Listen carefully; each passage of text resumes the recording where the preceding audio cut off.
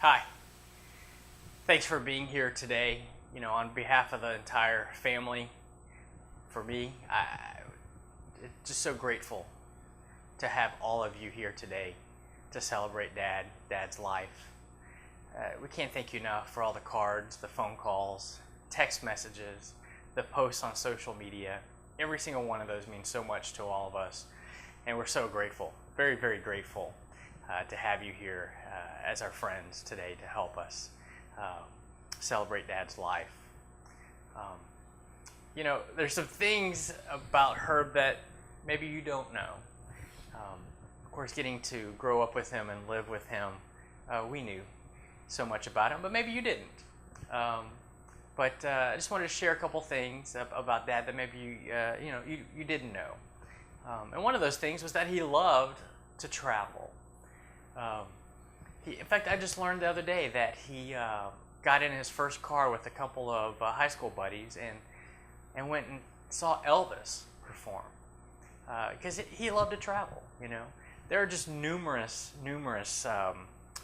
memories of getting to go on trips. As far back as with the Counts, with Walter and Nancy and Emily and Andy and the station wagon, and going all the way to Colorado. Those trips were so fun, memorable for the family. When I got here, it was a trip to Disney World in a motorhome with Uncle Vic and Aunt Jan and Brian and Lisa. Great times. He really loved traveling. He loved to take us camping every year. We went to Garner State Park and floated the Frio, but we did a lot of camping trips. Stephen F. Alston State Park and up in Huntsville. Great times. And he loved mapping things out. Back in the day, we had these big maps, and he'd spread them out on the kitchen table, and he'd plan every route, where we were going to go, how long it would take, how much gasoline we would need, where we would stop to fuel up. He loved planning that.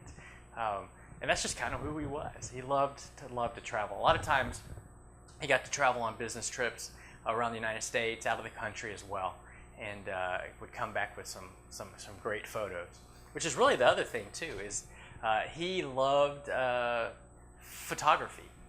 He was a very good photographer. Back in the day, being a photographer was a skill, and took certain cameras and film and lenses, and he had all that, and he understood it.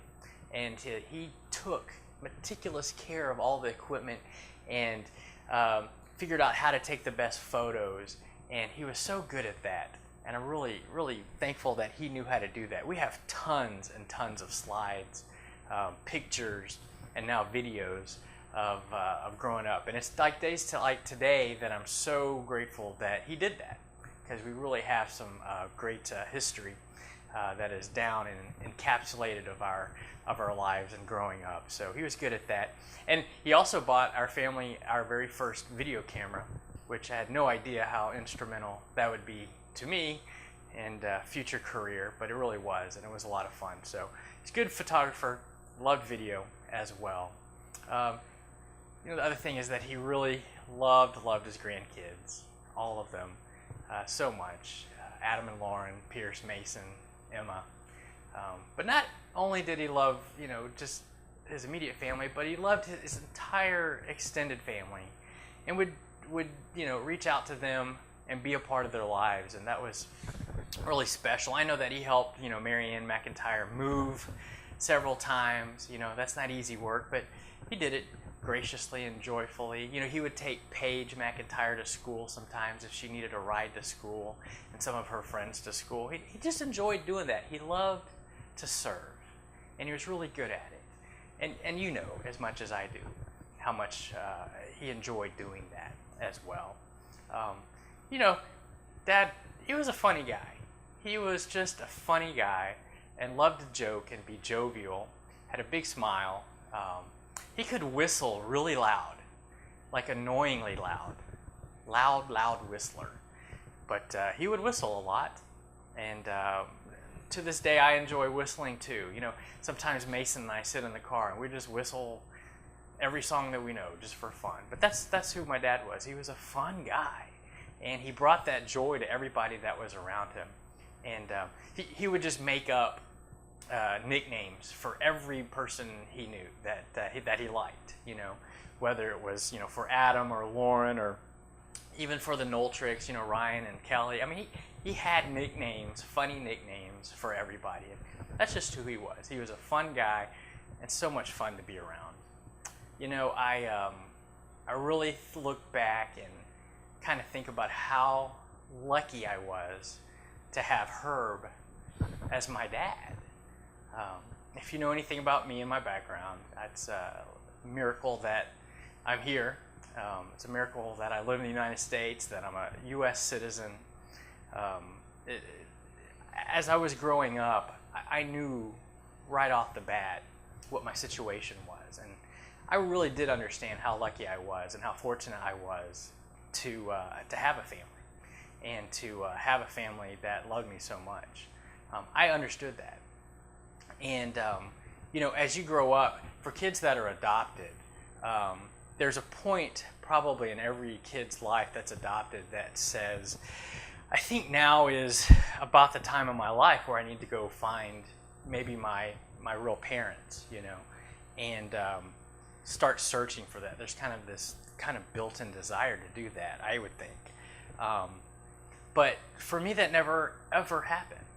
And the reason is because my mom and dad provided everything that I needed.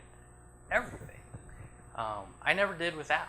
And they were not only physical providers with a roof and food and money and stuff like that, but they were emotional providers with love and support and encouragement all the time.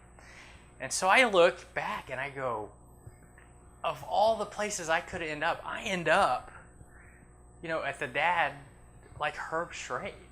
I am so, so fortunate, so thankful that God gave him to me as my dad. And I'm so thankful for that. In my business, in my industry, something interesting happens, and that's in the sports industry. We're really inundated. We're around a lot of great athletes, very famous people that are very well known. Some of the greatest athletes in America. We see them on a daily basis. We are near them. We rub shoulders. We talk to them. And the same thing happens at every stadium and every venue that I've ever been to, no matter where I am.